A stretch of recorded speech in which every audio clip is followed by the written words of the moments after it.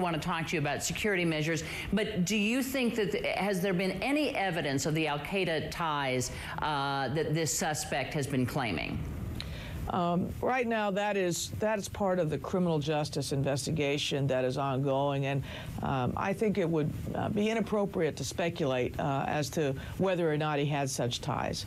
What we're focused on is making sure that the air environment remains safe, that people are confident when they travel. And one thing I'd like to point out is that the system worked. Everybody played an important role here. The passengers and crew of the flight took appropriate action. Within literally an hour to 90 minutes of the incident occurring, all 128 flights in the air have been notified to take some special measures in light of what had occurred on the Northwest Airlines flight.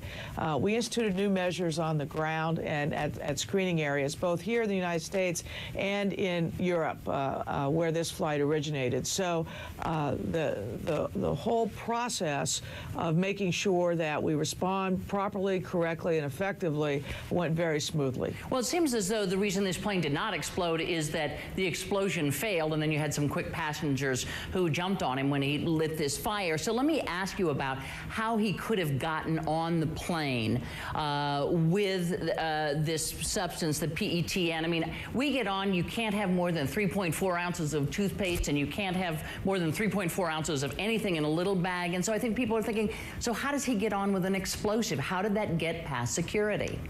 Well, we are asking the same questions, looking at what happened in Amsterdam as he transferred flights to a flight that was U.S. bound. We've already been working with the airport and airline authorities there to see what kind of screening equipment was used. We have no suggestion that he was improperly screened, but we want to go through and see. We're always evolving. I'm sorry, if he was not improperly screened or properly screened, and yet you want Americans to feel safe on the planes. And so if he was properly screened and he got on anyway with that, it doesn't feel that safe. Well, you know, it should. This was one individual, literally thousands that fly on thousands of flights every year, and he was stopped before any damage could be done, and now the forensics are analyzing, well, what actually could have been done with whatever substance he had and whatever amount. Those are all undetermined issues right now. And then we will go back and see about that technology, about that screening, just as we will go back at the president's request and look at how we put people on different types of watch lists. Those are things that had been in place for many years. They have been the procedures that we have utilized. And again, once this incident occurred, what I really think deserves attention is everybody responded quickly, effectively, without panicking and shutting down the airline systems or air travel.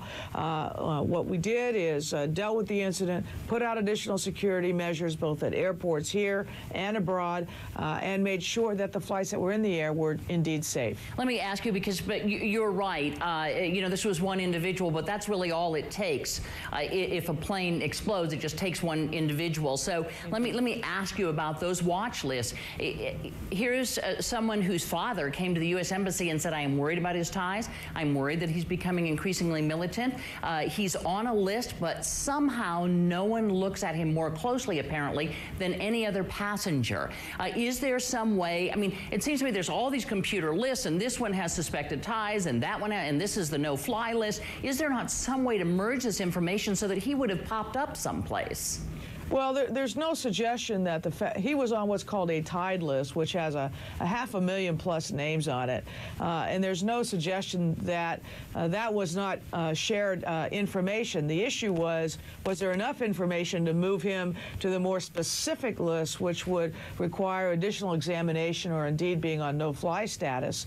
And to date, it does not appear that there was any such information to move him from that tied list, which was shared and everybody had it, but to a more specific list, which would require different types of screening at the airport. So not even a father coming in knowing what his son has been up to and reporting this to the U.S. Embassy isn't enough? I mean, what puts you on the watch list if that isn't enough?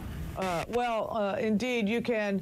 Let's not get into that because for one thing, we need to ascertain exactly who said what to whom and when.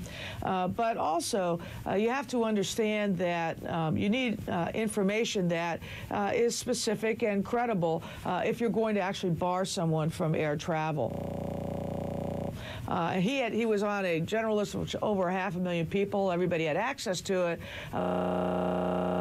but there was not the kind of credible information in the sense of derogatory information that would move him up that list. Now, one of the things I think we will be doing over the next weeks is really looking at those watch list procedures in light of this occurring and saying, okay, do those need to be changed? They've been in place for a number of years.